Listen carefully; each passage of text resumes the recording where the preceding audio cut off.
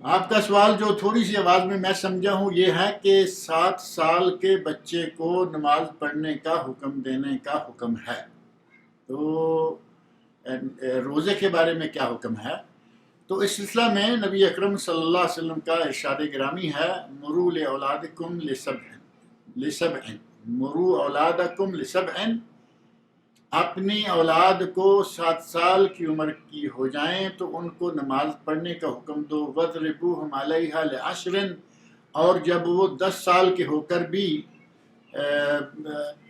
نماز نہ پڑھنا شروع کریں تو ان کو مار کے نماز پڑھاؤ۔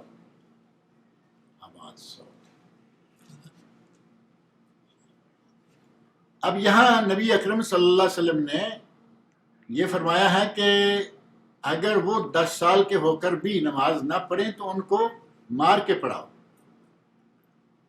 رہا معاملہ روزے کا، تو روزے کے سلسلہ میں صحابہ کرام رضی اللہ عنہم کا عمل گرامی ہمیں یہ ملتا ہے کہ صحابہ کرام رضی اللہ عنہم اپنے بچوں کو اس عمر میں روزہ رکھنے کی تربیت دینا شروع کر دیتے تھے۔ ایک واقعہ صحیح بخاری میں موجود ہے، ربیہ صحابیہ ہیں، وہ کہتی ہیں کہ ہم اپنے بچوں کو کننا نصوم و نصوم صبیاننا، ہم خود روزہ رکھتے اور اپنے بچوں کو روزہ رکھوایا کرتے تھے، اور عصر کے بعد وہ بچے رونا شروع ہو جاتے، بھوک پیاس سے عصر کے بعد رونا شروع ہو جاتے۔ آپ اندازہ کیجئے کہ جو عصر کے بعد بھوک پیاس سے رونا شروع کر دے وہ کتنی عمر کا ہو سکتا ہے؟ اگر کہیں کہ وہ 15-18 کا ہوگا تو یہ بات مانی نہیں جا سکتی۔ یہ یقینی بات ہے کہ 5-7 سال کی عمر کا ہوگا تو اسی عمر میں آ کے عصر کے بعد، اور خاص طور پر بھوک کے نتیجے میں جو رونا ہے، وہ تھوڑا سا بچہ سنبھل جائے تو وہ بات کرے گا، وہ کہے گا، لیکن رونے والی بات وہاں نہیں آتی۔ جو صحابیہ کہہ رہی ہیں کہ بچے رونا شروع کر دیتے تو ہم ان کے لیے کھلونا بنا دیتے روئی سے، جیسے بچوں کی عادت ہوتی ہے کہ یہ بھالو ہے، یہ فلاں ہے، یہ فلاں ہے، بچوں کو کھلونا بنا کے عصر کے بعد وہ دے دیتے روئی کا، اون کا، اور ان کا دل بہلا دیتے۔ تھوڑا دیر وہ کھلونے کے ساتھ کھیلتا، اتنے میں سورج غروب ہوتا اور ہم روزہ افطار کر لیتے۔ اس واقعہ سے پتہ چلتا ہے کہ صحابہ کرام رضی اللہ عنہم اپنے بچوں کو بچپن سے ہی روزہ رکھنے کی تعلیم دیا کرتے تھے، لیکن اس کے لیے کس عمر کا ہو کے اس کو مار کے روزہ رکھوانا ہے یا روزہ رکھنے کا سختی کے ساتھ حکم دینا ہے، اس سلسلہ میں کوئی طے نہیں ہے، کیونکہ یہ عبادت نماز جیسی نہیں ہے۔ اس میں تو ظاہر ہے کہ 12، 14، 16 گھنٹے کا مسلسل روزہ ہے۔ یہ نماز تو ظاہر ہے کہ جیسے بچہ ہوش سنبھالتا ہے اسی وقت وہ پڑھ سکتا ہے، اس میں تو نہ بھوکے رہنا ہے نہ پیاسے رہنا ہے، بلکہ وضو کیا، صاف ستھرے ہوئے، اچھے صاف ستھرے کپڑے پہنے، تو اس کے لیے نبی صلی اللہ علیہ وسلم نے 7 سال کی عمر ہونے پر حکم دیا کہ ان کو نماز پڑھنے کا حکم دو تاکہ ان کی تربیت ہو جائے۔ 10 سال کے ہو کر بھی نہ پڑھیں تو پھر ان کو مار کر بھی پڑھاؤ تاکہ اچھی طرح ان کی عادت بن جائے، نمازی ہو جائیں۔ اور روزہ جو ہے وہ چونکہ اس میں مشقت ہوتی ہے، لہٰذا اس کا اس سلسلہ میں کوئی ایسا حکم نہیں دیا گیا، اور ظاہر ہے کہ جب تک وہ بچہ بلوغت کی عمر کو نہیں پہنچتا اللہ کے یہاں اس پہ کوئی سختی نہیں ہے۔ لیکن صحابہ صحابیات کا جو عمل ہے وہ ہمیں بتا رہا ہے کہ وہ بھی جیسے بچہ اتنی عمر کا ہو جائے کہ وہ شام تک بھوک پیاس برداشت کر سکتا ہے، اس کو روزہ رکھوانا چاہیے، عادت ڈالنی چاہیے۔ اور ایسے واقعات ہماری آنکھوں کے سامنے الحمدللہ بہت ہیں کہ 5 سال کے بعد بچے جو ہیں وہ روزہ رکھنا شروع ہو جاتے ہیں، اور ایسا ہے کہ 5 سال کے بچے کو جمعہ کے روزے رکھوائے، 6 سال کا بچہ ہو گیا تو 10، 15 اور 7ویں سال تک بچے جو ہیں پورے مہینے کا روزہ رکھتے ہیں۔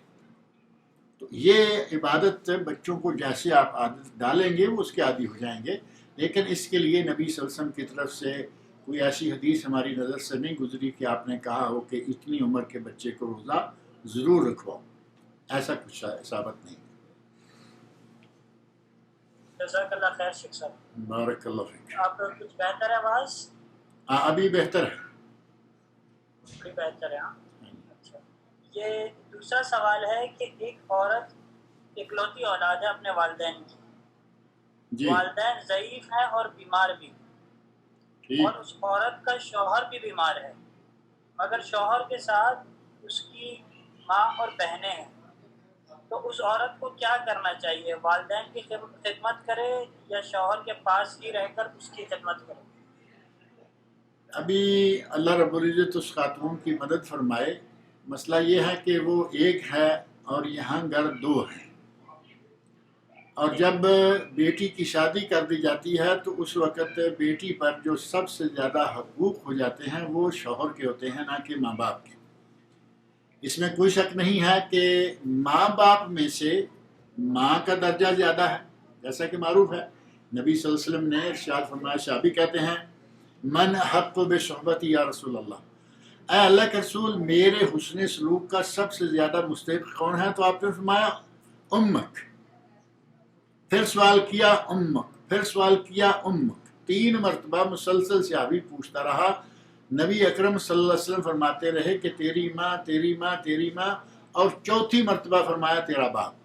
یہ ہے ماں باپ کے مابین کا معاملہ. اب آیا معاملہ ماں باپ اور شوہر کا.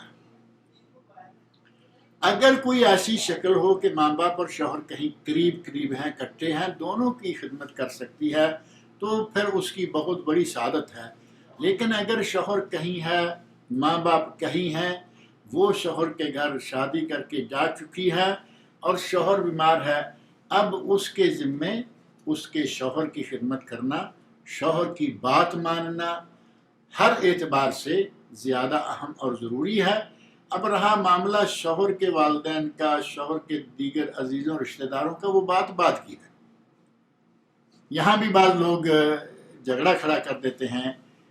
بعض خواتین کی طرف سے بطور خاص جو پڑھی لکھی خواتین ہیں، انہوں نے ایک مسئلہ اٹھا دیا کہ کیا ساس سسر کی خدمت کرنا بھی فرض ہے؟ تو ظاہر ہے کہ اب اگر قرآن و سنت کی روح سے ہم دیکھیں گے تو شوہر کا ذکر تو ہے، لیکن شوہر کے ماں باپ کا، اس کے چچا چچی، ماموں مانی کا، ان کا ذکر نہیں ملے گا. نبی اکرم صلی اللہ علیہ وسلم نے فرمایا کہ اگر غیر اللہ کو سجدہ کرنا جائز ہوتا تو میں بیوی کو حکم دیتا کہ اپنے شوہر کو سجدہ کرے. اب اس حدیث سے ہم والدین اور شوہر کے مقام کو پہچان سکتے ہیں. شادی سے پہلے جو کچھ بھی تھا والدین تھے، اور شادی کے بعد اب شوہر ہے. لہٰذا اس خاتون کو چاہیے کہ وہ اپنے شوہر کے کہے پہ چلے. اگر شوہر اجازت دیتا ہے ماں باپ کی خدمت کر کے آ جاؤ 4-6 دن 10 دن، میں کچھ اور انتظام کر لیتا ہوں، ٹھیک ہے.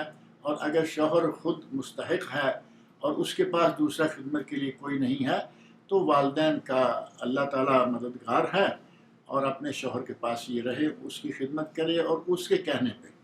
اب مسئلہ میں تھوڑا سا اور کھول دوں. جو کہتے ہیں کہ ساس سسر کی خدمت کرنا فرض نہیں، اس اعتبار سے تو فرض نہیں، ٹھیک ہے. نبی صلی اللہ علیہ وسلم کی طرف سے یا قرآن کی طرف سے ساس سسر کی خدمت کو فرض قرار نہیں دیا گیا. لیکن دوسری حدیث جو میں نے ذکر کی ہے کہ اگر غیر اللہ کو سجدہ کرنا جائز ہوتا تو میں بیوی کو حکم دیتا کہ وہ اپنے شوہر کو سجدہ کرے.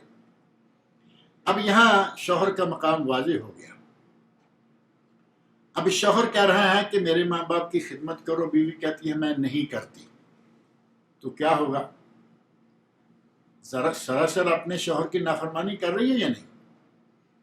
یہاں اس اعتبار سے اس بیوی کو اپنے ساس سسر کی خدمت کرنا ہوگی. لیکن کبھی ایسا ہے کہ شوہر میاں بیوی الگ ہیں، ماں باپ الگ ہیں، اب ظاہر بات ختم ہو گئی.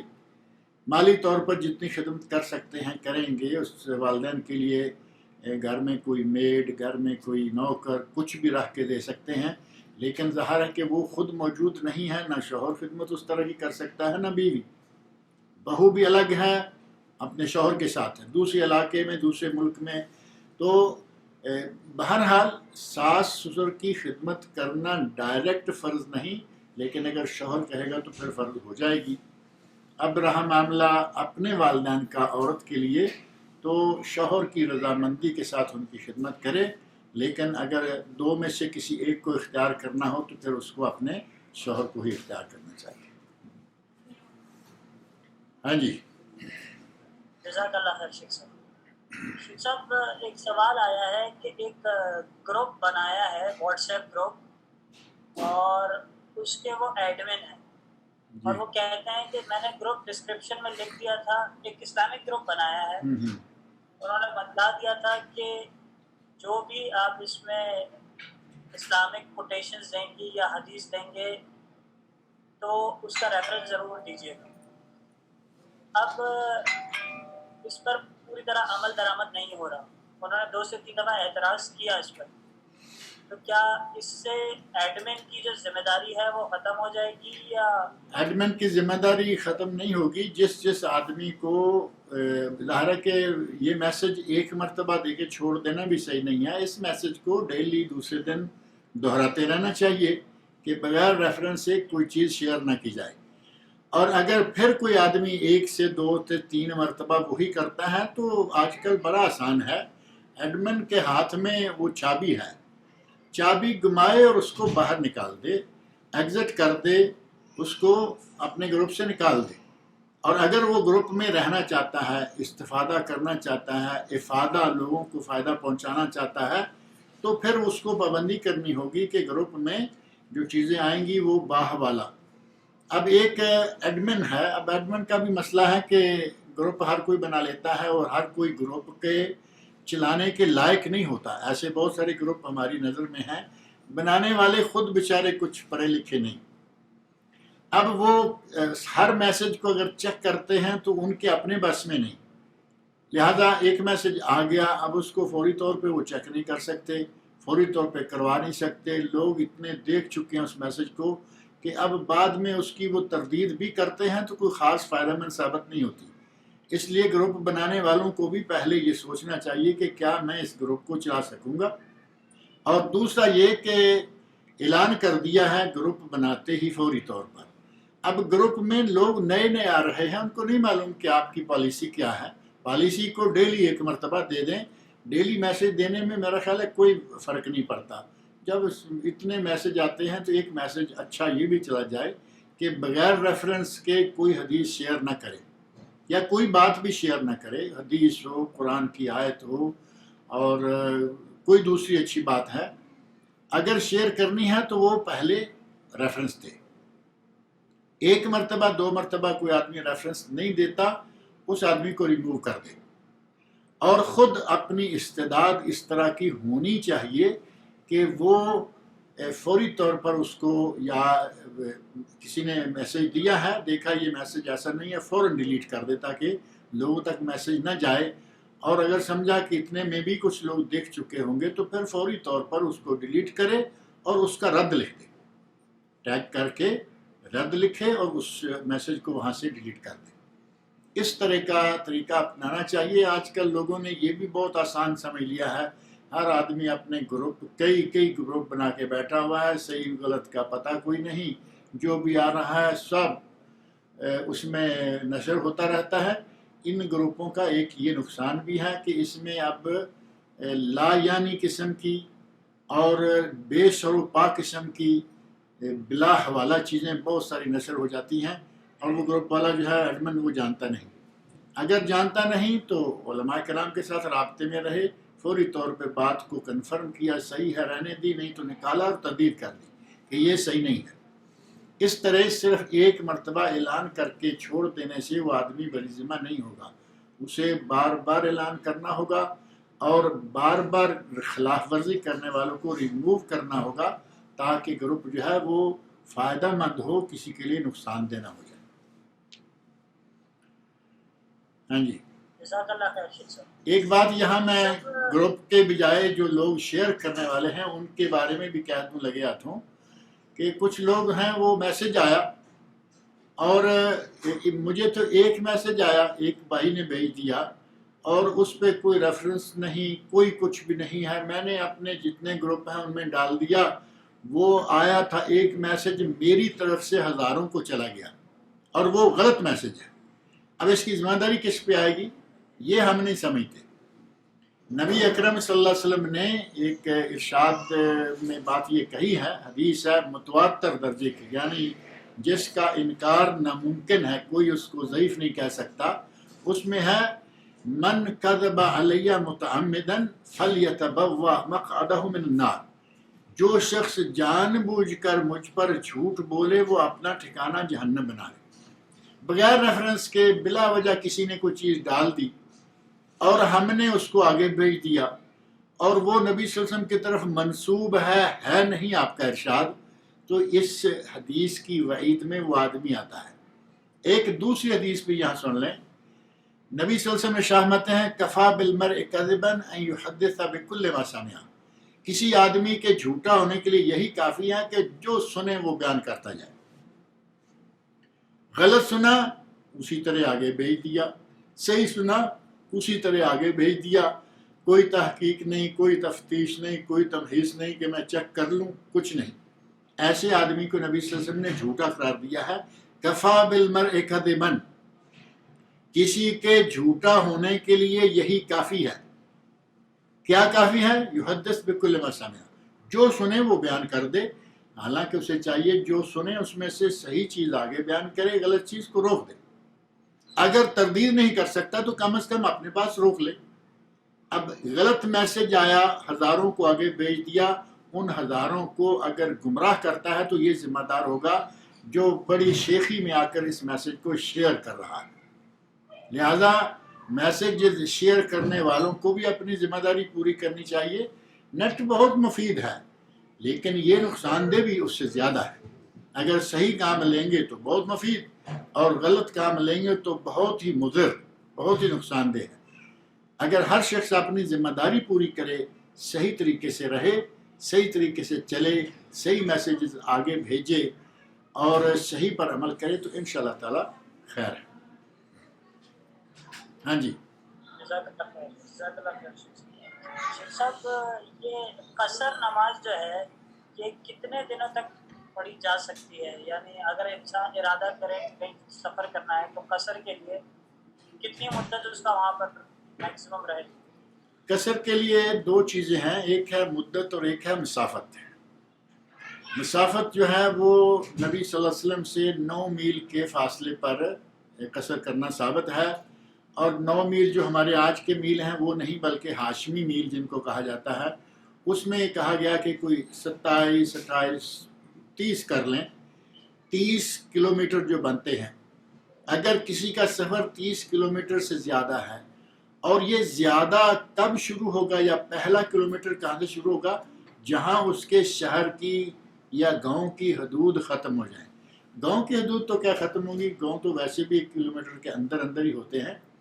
اگر کوئی شہر ہے بڑا، مثال کے طور پر کراچی ہے، اور ایک آدمی سمندر کے کنارے رہتا ہے، بلکہ منورہ میں کہیں رہتا ہے، جو سمندر کے اندر چھوٹا سا جزیرہ ہے، وہاں سے کراچی آیا۔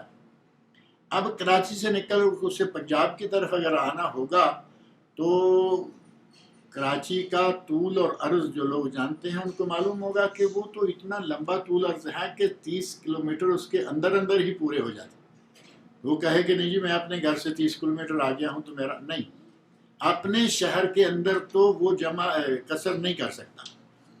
رہا معاملہ اپنے شہر کی حدود، جو میونسپلٹی حدود ہوتی ہیں، جو شہر سے بھی تھوڑا باہر جا کے ہوتی ہیں، وہاں سے آغاز ہوگا سفر کا، اور اس سے آگے اگر 30 کلومیٹر کم و بیش ہے اور اس سے بھی کہیں آگے جانا ہے تو اپنے شہر کی حدود سے نکلنے کے بعد وہ قصر کر سکتا ہے۔ بعض اہل علم نے 4 برید یا 48 کلومیٹر جو 40 میل یا 70-80 کلومیٹر بنتے ہیں، اگر یہ بھی لے لیا جائے نا تب بھی ہمارے یہاں بڑی عجیب بات ہے کہ 30 چھوڑا، 70 چھوڑا، دمام سے لے کے مکہ مکرمہ اور مدینہ منورہ تک 1400 کلومیٹر لمبا سفر، 1500 کلومیٹر کے قریب بنتا ہے۔ اس میں بھی قصر کرنے کو تیار نہیں، راستے میں جنگ شروع ہو جاتی ہے عمرے کی بسوں میں اور حج والوں کی بسوں میں، کہیں گے جی ہم قصر نہیں کرتے، ہم آرام سے ایئر کنڈیشن بس میں بیٹھے تھے اور آرام سے جا رہے ہیں، قصر کیوں کریں گے؟ نہ قصر کرتے ہیں نہ جمع کرتے ہیں، جبکہ دونوں کی اجازت ہے۔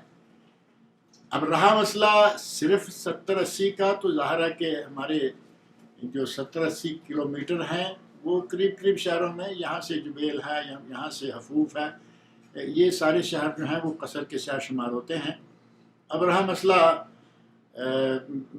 مسافت کے علاوہ مدت کا، کہ کتنی مدت کا سفر ہو تو قصر کر سکتے ہیں۔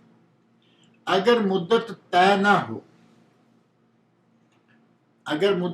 ہو، جانا ہے اور آ جانا ہے، 1-2 دن کا کام ہے، آ جائیں گے۔ اب 1-2 دن چلتے چلتے 1-2 ہفتے ہو گئے، مسلسل قصر کر سکتا ہے۔ 1-2 مہینے بھی ہو گئے تو بھی قصر کر سکتا ہے۔ شرط یہ ہے کہ اسے جب پتہ چل جائے کہ میں نے آج کے بعد 4 دن سے زیادہ رکنا ہے، مجھے اتنا رکنا پڑے گا۔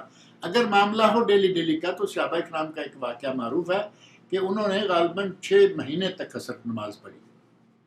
وہ یہ تھا کہ راستہ رک گیا، آج راستہ کھلتا ہے جاتے ہیں، کل راستہ کھلتا ہے جاتا ہے، کل راستہ کھلتا ہے، مہینوں تک وہ قصر نماز پڑھتے رہے۔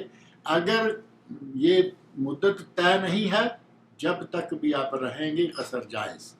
اگر مدت طے ہو جائے کہ ہم نے مثلاً 1 مہینہ رہنا ہے، جاتے ہی جا کے نماز پوری شروع کر دیں۔ اگر کسی نے 15 دن رہنا ہے، ایک علماء کی جماعت کا کہنا ہے کہ وہ 15 دن سے زیادہ رہنا چاہے تو قصر کرے، اور ایک جماعت کا کہنا ہے، اور بڑا محتاط ترین یہ سمجھے اندازہ ہے، کہ اگر کسی نے 4 دن سے زیادہ رکنا ہے، 4 دن سے زیادہ رکنا ہے، اسے معلوم ہے کہ 8 دن لگیں گے، اتنے دن لگیں گے، تو وہ فوری طور پر 4 دن سے زیادہ ہے، جاتے ہی وہ اپنی نماز پوری شروع کر دے۔ راستے میں قصر کر سکتا ہے، لیکن جب منزل مقصود پر پہنچ جائے، وہاں جا کے رک جائے، ٹھہر جائے، قیام اختیار کر لے، تو وہ نماز پوری پڑھے۔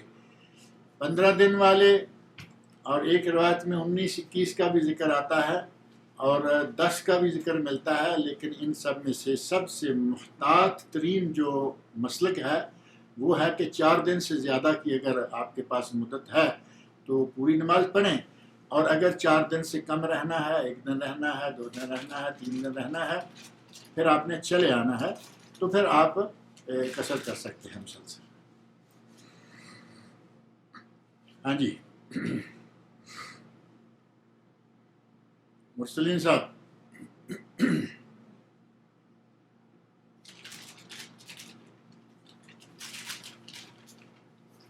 کیا بات، ہمارے ہوسٹ تو نہیں غائب ہو گئے؟ ارے وہ میوٹ ہوا تھا، معذرت۔ کوئی آواز بات، آ رہی ہے اب؟ ہاں بھی آ رہی ہے۔ شیخ صاحب، یہ ایک سوال ہے کہ بدعت کی وضاحت کریں۔ کیا یہ صرف اجتماعی عمل پر ہوتا ہے یا انفرادی عمل پر بھی ہوتا ہے؟ مثلا اگر کوئی شخص اپنا کوئی کام کرتے ہوئے کسی مسنون ذکر کو بار بار پڑھے، اور یا کوئی بھی کام سواری پر ہو یا آفس میں ہو، وہ کوئی ایک ذکر بار بار کرے، تو کیا یہ بدعت میں شمار ہوگا؟ جو سوال کی اصل نوعیت ہے نا، کہ کیا بدعت جو ہے، پہلا تو بدعت کا تعارف، پہلی چیز ہے بدعت کا تعارف، اور دوسرا ہے کہ کیا بدعت اجتماعی طور پر ہوتی ہے یا انفرادی طور پر ہوتی ہے، اور تیسری بات ہے یہ کہ کوئی آدمی کسی ذکر کو بار بار کرے۔ پہلی بات، بدعت کا تعارف کیا ہے؟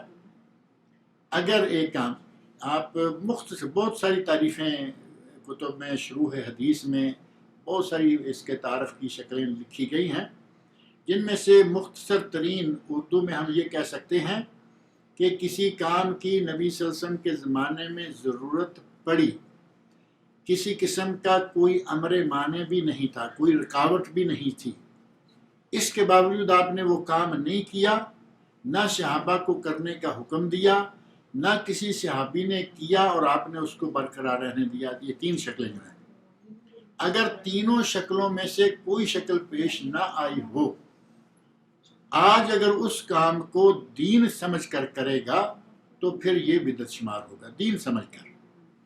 کچھ لوگ اس میں پھر بڑی بلا وجہ قسم کی کٹ حجتی کرتے ہیں، کئی لوگ تو فوری طور پر کہہ دیتے ہیں اچھا جی یہ آپ نے ہاتھ میں گھڑی پہنی ہوئی ہے، یہ گھڑی کیا ہے؟ یہ بدعت نہیں ہے. تم چشمہ لگائے ہوئے ہو، بدعت نہیں ہے. تم یہ لاؤڈ سپیکر مسجدوں میں استعمال کرتے ہو، یہ ساری چیزیں جو ہیں یہ دنیاوی باتیں ہیں، دنیاوی ضروریات ہیں. اگر ہم گھڑی کو عبادت سمجھیں کہ یہ عبادت ہے تو ظاہر ہے کہ نہیں ہے، عبادت نہیں ہے. اگر کوئی آدمی گاڑی میں بیٹھتا ہے، گاڑی اس کو اللہ تعالیٰ نے کار دی ہے اپنی اور وہ اس میں بیٹھتا ہے، کہیں گے جی نبی پاک نے تو گاڑی بھی نہیں استعمال کی، نہ کسی کو کرتے دیکھا، اسے برقرار رکھا، نہ استعمال کرنے کا حکم. تو یہ ساری جو ہیں یہ کٹ حجتیاں ہیں. کسی کام کو دین اور شریعت سمجھنا جو کہ نہ نبی صلی اللہ علیہ وسلم نے کیا، نہ کرنے کا حکم دیا، نہ کرتے ہوئے دیکھ کر برقرار رکھا. اور خلفۂ راشدین کے عہد مبارک میں بھی وہ کام نہیں رہا. خلفۂ راشدین کا ذکر میں اس لیے کر رہا ہوں کہ نبی اکرم صلی اللہ علیہ وسلم کا ارشاد ہے علیکم بسنتی وسنت الخلفاء الراشدین المہدیین من بعدی عضوا علیہا بالنواجذ. نبی صلی اللہ علیہ وسلم فرماتے ہیں کہ تم پر میری اور میرے خلفۂ راشدین کی جو میرے بعد آئیں گے ان کی سنت مضبوطی سے پکڑ لینا ضروری ہے. خلفاء الراشدین المہدیین من بعدی، اور فرمایا عضوا علیہا بالنواجذ، ان پہ اپنے دانتوں سے جیسے کسی چیز کو پکڑ کے کس کے رکھ لیتے ہیں اس طرح مضبوطی سے ان پہ قائم رہنا. اس حدیث میں خلفاء راشدین کی سنت کو نبی صلی اللہ علیہ وسلم نے سنت قرار دیا ہے. لہذا اگر کوئی عمل ان کے زمانے میں بالاجماع ہوا اور کسی صحابی نے اس کی مخالفت نہیں کی تو وہ بھی سنت ہے، وہ بھی کرنا چاہیے. یہ ہو گیا سنت. اور ان دونوں خلفاء راشدین سے اور نبی اکرم صلی اللہ علیہ وسلم سے کوئی چیز ثابت نہیں ہے. اب اس کو شریعت سمجھ کے کریں گے. اس کی بہت ساری مثالیں موجود ہیں ہمارے سامنے. ابھی ماہ ربیع الاول میں بہت ساری چیزیں آ جائیں گی. ابھی اس محرم کے مہینہ میں کوئی یہ عاشورہ ہی نہیں، پورا محرم اور پورے 40 دن بہت ساری چیزیں ایسی آئیں گی جن کا شریعت میں کوئی ثبوت نہیں، بلکہ الٹا ان کے خلاف. جیسے میں نے ابھی درس میں ذکر کیا، نبی صلی اللہ علیہ وسلم نے ان کے خلاف منع کیا، ہمیں ان کے خلاف حکم دیا.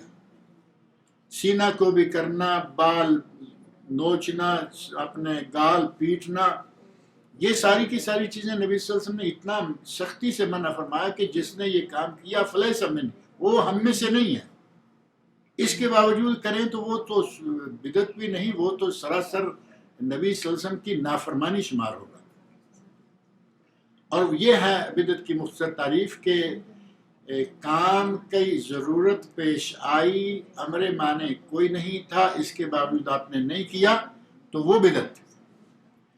اب رہا مسئلہ یہ کہ وہ بدعت جو ہے کیا اجتماعی ہوگی یا انفرادی ہوگی. اس سوال میں مجھے کوئی ایسی بات سمجھ بھی نہیں آئی کہ یہ کیا پوچھا گیا، انفرادی اجتماعی والی بات. اجتماعی اگر پوری جماعت کر رہی ہے وہ کام تو پوری جماعت کا اجتماعی عمل بدعت شمار ہوگا، جیسے ماہ محرم میں ہوتا ہے، ربیع الاول میں ہوتا ہے، اور باقی کئی مہینوں میں کئی کام ہوتے ہیں. اور اسی طرح انہی کاموں میں سے کوئی کام ہے کہ آدمی اکیلے کرتا ہے تو بھی وہ بدعت ہوگا. اکیلا کرتا ہے، دین سمجھ کر کرتا ہے، شریعت سمجھ کر کرتا ہے، اور وہ اجر و ثواب کی نیت سے کرتا ہے تو وہ بھی بدعت ہوگا. یہ بدعات کی مختلف شکلیں ہیں. اب رہا مسئلہ تیسرا سوال جو بنتا ہے آپ کے سوال سے کہ اگر کوئی آدمی کسی ذکر کو مسلسل کیے چلا جا رہا ہے، اگر وہ ذکر ثابت ہے کہ اس کا کسی خاص وقت کے ساتھ تعلق نہیں ہے، مسلسل کرے کوئی عرض نہیں. اب قرآن کریم کی تلاوت کسی وقت کے ساتھ مقرر نہیں، مسلسل کرے.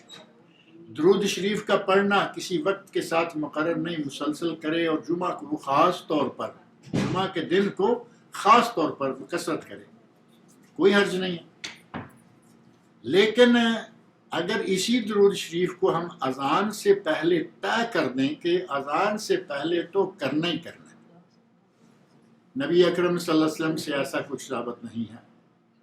نبی اکرم صلی اللہ علیہ وسلم کے مؤذن تھے حضرت بلال بن رباح حبشی رضی اللہ تعالیٰ عنہ، ثابت نہیں ہے. حضرت ابو محذورہ رضی اللہ عنہ مؤذن تھے، یہ بات ثابت نہیں ہے. ایک تیسرے صحابی مؤذن تھے، یہ چیز ثابت نہیں ہے. اب اگر کوئی اس کی پابندی اسی جگہ پہ یہ درود پڑھنے کو طے کر لے گا تو یہ بدعت ہو جائے گا، یہ ثابت نہیں ہے. اور اس بات کو باقاعدہ علماء احناف جن کے یہاں یہ مروج ہے، انہی علماء میں سے بعض اداروں کے فتوے موجود ہیں اور ہمارے پاس ریکارڈ میں ہیں، اور ہم نے اپنی بعض کتب میں ان کا حوالہ دے کے ذکر بھی کیا ہے کہ یہ تو ویسے بھی سپیکری درود ہے. جب تک یہ سپیکر نہیں آئے تھے کبھی سننے میں نہیں آتا، سپیکر آ گئے. اب ہمارے مؤذن حضرات جو ہیں، امام مؤذن جو بھی اذان دیتے ہیں پہلے وہ اپنا گلا دروشی پر ہی صاف کرتے ہیں اور اس کے بعد اذان شروع کر دیتے ہیں. جب تک سپیکر نہیں آئے یہ درود نہیں ہوا کرتا. اسی طرح ایک دو نہیں، بہت ساری چیزیں ایسی آ گئیں. جب تک سپیکر نہیں تھا یہ درود نہیں تھا، جب تک یہ واٹس اپ، فیس بک اور یہ وہ نہیں تھے تب تک جمعہ مبارک نہیں تھا. آپ دیکھتے ہوں گے، سنتے ہوں گے، پہلے کبھی کسی نے ایسا نہیں کہا جی جمعہ کی مبارک. اب جب سے فیس بک آ گئی، یہ واٹس اپ آ گیا، اور یہ اور وہ میڈیا نے جب سے جنم لیا ہے تب سے جمعہ مبارک بھی سامنے آ گیا. اور اسی طرح کی بہت ساری اور چیزیں ہیں. سال نو مبارک یہ بھی ان میں سے آتا ہے. نئے سال کی مبارک دینا بھی ثابت نہیں ہے. ایک دعا ہے، اس دعا کے بارے میں بعض علماء نے کہا کہ صحیح ہے، بعض نے کہا نہیں ضعیف ہے، اور بعض اہل علم نے تحقیق کر کے بتایا کہ جو بڑی مشہور و معروف روایت ہے جس کا حوالہ دیا جاتا ہے معجم طبرانی اوسط کا، وہ روایت ضعیف ہے. حتیٰ کہ علامہ البانی رحمۃ اللہ علیہ نے بھی اسے ضعیف قرار دیا. لیکن ہمارے بعض دیگر علماء نے کہا کہ علامہ البانی رحمۃ اللہ علیہ نے اس حدیث کو، اس سند کو ضعیف قرار دیا. وہ سند واقعی ضعیف ہے. لیکن ایک اور کتاب ہے، اس کتاب میں یہ حدیث موجود ہے. ابو القاسم کی کتاب ہے صحابہ کرام کے بارے میں، اس میں یہ حدیث موجود ہے. تو اس میں کہا گیا کہ یہ سند جو ہے یہ قابل اعتماد ہے، اس کو قبول کیا جا سکتا ہے. بہرحال اس کا تعلق دعا سے ہے، یعنی اگر کوئی دعا کرے. اور ایک چیز اور، ایک تو یہ کہ وہ مبارکباد دینے سے کوئی تعلق نہیں رکھتی وہ حدیث. دوسرا یہ کہ اس کا صرف سال نو کے ساتھ ٹانکا لگا دینا یہ بھی نہیں. اس حدیث میں سال اور مہینہ، نیا سال شروع ہو، نیا مہینہ شروع ہو، دو اوقات ہیں. یعنی نیا مہینہ 12 مرتبہ شروع ہوگا. نیا سال تو سال میں ایک مرتبہ ہے، نیا مہینہ سال میں 12 مرتبہ شروع ہوگا. تو نئے مہینے نئے سال کے موقع پر صحابہ کرام وہ دعا مانگا کرتے تھے. اگر کوئی اس مختلف فی روایت کو لیتے ہوئے دعا کرتا ہے جائز، لیکن مبارکباد دیتا ہے کوئی ثبوت نہیں ہے اس بات کا. سال نو مبارک، جمعہ مبارک، تو یہ چیزیں جو ہیں یہ جس طرح سپیکری درود ہے سپیکر آنے سے شروع ہوا، اس طرح یہ مبارکیں ہیں جو کہ واٹس ایپ وغیرہ آنے سے شروع ہوئی ہیں. اب رہا مسئلہ یہ کہ کوئی ذکر ہے واقعی سبحان اللہ، الحمدللہ، اللہ اکبر، لا الہ الا اللہ، مثلا 24 گھنٹے کرے، کام کرتے ہوئے کرے، لیٹے ہوئے کرے، بیٹھے ہوئے کرے، جب کرے گا کوئی حرج نہیں ہے. بلکہ نبی صلی اللہ علیہ وسلم ارشاد فرماتے ہیں کہ جس نے یہ کہا سبحان اللہ والحمدللہ ولا الہ الا اللہ واللہ اکبر، 4 کلمے ہو گئے نا، سبحان اللہ والحمدللہ ولا الہ الا اللہ واللہ اکبر. آپ نے فرمایا مجھے ساری دنیا سے زیادہ پیارے یہ کلمے ہیں. اور بعض روایت میں یہ بھی ہے کہ جو آدمی ان میں سے جہاں سے شروع کر لے، یعنی سبحان اللہ پہلے کہے، الحمدللہ پہلے کہے، اللہ اکبر پہلے کہے، لا الہ الا اللہ پہلے کہے، کوئی حرج نہیں. اب ان کے لیے کوئی وقت مقرر نہیں ہے، کہتے رہیں، مسلسل کہتے رہیں، یہ بدعت شمار نہیں ہوگا. نبی صلی اللہ علیہ وسلم ارشاد فرماتے ہیں کلمتان خفیفتان علی اللسان ثقیلتان فی المیزان حبیبتان الی الرحمن سبحان اللہ و بحمدہ سبحان اللہ العظیم. صحیح بخاری شریف کی آخری حدیث یہ ہے. 2 کلمے میزان میں، میزان حسنات میں بھاری، زبان پر آسان، اللہ کو بہت پیارے، سبحان اللہ و بحمدہ سبحان اللہ العظیم کہتے رہیں، مسلسل کہتے رہیں، کوئی حرج نہیں، یہ بدعت شمار نہیں ہوگا۔ یہ چیزیں نبی صلی اللہ علیہ وسلم سے ثابت ہیں۔ اگر کوئی چیز مطلق ثابت ہے تو اس کو مطلق رکھیں، مقید نہ کریں، جیسے کہ درود شریف کو مقید کر دیا گیا وہاں۔ اسی طرح کچھ اور چیزیں بھی ہیں جن کو مقید، صدقہ مقید کرنا، صدقہ نبی صلی اللہ علیہ وسلم نے کہا دو، قرآن کریم میں کہا گیا صدقہ کرو، صدقات ہیں، خیرات ہیں، انفاق فی سبیل اللہ کے الفاظ ہیں، صدقہ کرو مطلقاً جب چاہے کرو۔ اب اس کو آپ ایک تاریخ پہ طے کر دیں گے کہ فلاں تاریخ کو ہی کرنا ہے، اور وہ تاریخ چاہے شیخ عبدالقادر جیلانی کے نام سے 11ویں شریف کے حوالے سے کریں، یا کسی کی وفات کے 40ویں دن کے حوالے سے، کسی کی وفات کے 10ویں دن کے حوالے سے، کسی کی وفات کے 7ویں دن، کسی کی وفات کے جیسے کسی دن کو مقرر کر کے صدقہ کریں گے، وہ صدقہ بدعت ہو جائے گا۔ اصلاً جائز ہے، اگر مطلق رہے تو اصلاً صدقہ جائز ہے، لیکن جیسے ہی آپ اس کو مقید کر دیں گے تو پھر وہ جائز نہیں رہے گا، بلکہ وہ بدعت شمار ہوگا۔ اس کو مقید کرنے نے اس کی اصلیت سے نکال دیا۔ جی مرسلین صاحب۔ جزاک اللہ خیر، جزاک اللہ خیر شیخ صاحب۔ سر یہ ایک سوال ہے کہ بچوں کے کھلونے یعنی گڑیا وغیرہ اگر نماز پڑھتے ہوئے سامنے ہوں تو کیا اس سے نماز باطل ہوگی ہے کیا؟ یہ سوال بڑی اچھی بات ہے کہ چونکہ یہ بچوں کے اور گھروں کے اندر بہت پیش آنے والا مسئلہ اور پیش آنے والا سوال ہے۔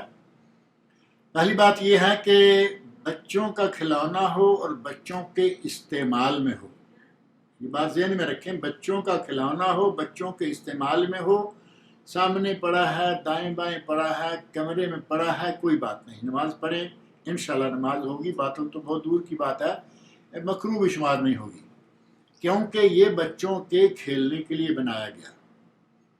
لیکن اگر وہ کھلونا بچوں کی کسٹڈی میں نہیں ہے بلکہ وہ بچوں کی ماں نے سنبھال کے شیشے کے بہترین دراز کے اندر شیشے کی الماری میں لاک کر کے رکھا ہوا ہے اور بچے کو کھیلنے کے لیے ہے ہی نہیں، جس کو آج کل شو پیس بھی کہتے ہیں، وہ آپ کو معلوم ہے بھالو ہیں اور اسی طرح بہت سارے چیزیں ہیں، جانداروں کے کھلونے، گڑیا، بھالو، یہ وہ اگر بچوں کے ہاتھ میں ہے تو آپ کو معلوم ہے بچے اس کے ساتھ کیا اثر کریں گے۔ اس پہ تو یہ کبھی آدمی تصور بھی نہیں کر سکتا نا کہ بچہ اس کی عزت کرے گا، بچہ اس کا احترام کرے گا، بچہ اس کی عبادت کرے گا۔ وہ تو پڑا ہے، کبھی اس نے اس کا بازو توڑ دیا، ہم ٹوٹے ہوئے بازو نظر آتے ہیں نا، کسی کی ٹانگ ٹوٹی ہوئی ہے، کسی کا سر ہی نہیں ہے۔ اگر اس طرح کا معاملہ ہے تو کوئی حرج نہیں، ایسے کھلونوں کے کمرے میں ہونے، گھر میں ہونے سے کوئی فرق نہیں پڑتا، لیکن اس کھلونے سے جو بچوں کی اماں نے سنبھال کے اونچا شیشے کی الماری میں رکھا ہوا ہے، یہ ہے اسٹیچو، یہ ہے وہ چیز جو کہ منع ہے، اور یہ کمرے میں ہو اور یہ الماری میں رکھی ہوئی ہو تو یہ رکھنا جائز نہیں ہے۔ رہا معاملہ ہاتھ میں کھیلنے والے کھلونے، بچوں کے توڑ پھوڑ والے کھلونے، وہ چاہے ٹوٹے ہوئے نہ بھی ہوں گے، وہ رکھنا جائز ہے۔ اور کھلونوں سے کھیلنا تو بہت پرانی بات، سامنے پہلے ایک ذکر کیا روزے کے حوالے سے بھی کہ صحابیات اپنے بچوں کو روئی سے، اون سے کوئی نہ کوئی کھلونا بنا دیتی، وہ اسے کھیلتے رہتے، روزہ پورا ہو جاتا۔ ام المومنین حضرت عائشہ صدیقہ رضی اللہ عنہا جب شادی کر کے نبی صلی اللہ علیہ وسلم کے گھر آئی ہیں تو اس وقت تک بھی وہ کھلونوں سے کھیلا کرتی تھی۔ یہ بات بھی کتب حدیث میں صحیح اسناد سے ثابت ہے۔ اب کھلونوں سے کھیلنا کوئی مسئلہ نہیں، لڑکیاں خاص طور پر اور چھوٹی عمر کے بچے، لڑکے بھی کھیلتے ہیں، لیکن ان کو اتنا اٹھا کے سنبھال کے رکھنا اور وہ پھر ایسا ہو جائے گا کہ جیسے یہ انہوں نے بت رکھے ہوئے ہیں، ان کا رکھنا اس انداز میں شو پیس کے طور پر سجا کے رکھنا وہ جائز نہیں ہے۔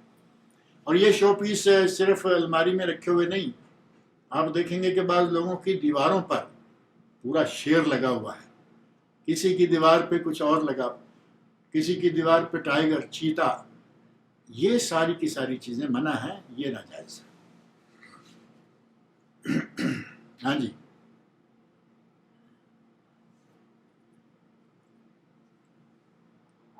آواز آ رہی ہے شیخ صاحب؟ آ رہی ہے۔ جی سوال ایک یہ ہے کہ بچے جو ڈرائنگ وغیرہ کرتے ہیں، اگر آج کوئی آپ کے جانکاری یعنی کوئی آج آپ کے لوگوں میں سے کوئی سوال کرنے والا آپ کے ساتھ نہیں ہے لگتا ہے، یا آپ مجھے نے، میسج آیا ویسے، اچھا آپ نے لے لی ہے، ٹھیک ہے ٹھیک ہے۔ نہیں یہ میسج یہ ابھی حاضرین میں سے ہی میسج آیا ہوا ہے، وہی میں چیٹ کہہ باکس رہا ہوں کہ ٹھیک ہے، آپ خود ہی ان کے ساتھ آپریٹ کر رہے ہیں، ٹھیک ہے۔ نہیں میں اگر کوئی حاضرین میں سے سوال کرنا چاہے تو میسج کر دیں، میں ان کو انمیوٹ کر دوں گا انشاءاللہ۔ جی، سوال ہے کہ بچے جو ڈرائنگ بناتے ہیں اس میں اگر کوئی جاندار یعنی انسان کی شکل وغیرہ بنائے تو وہ غلط ہے، بچے اگر بنا رہے ہیں؟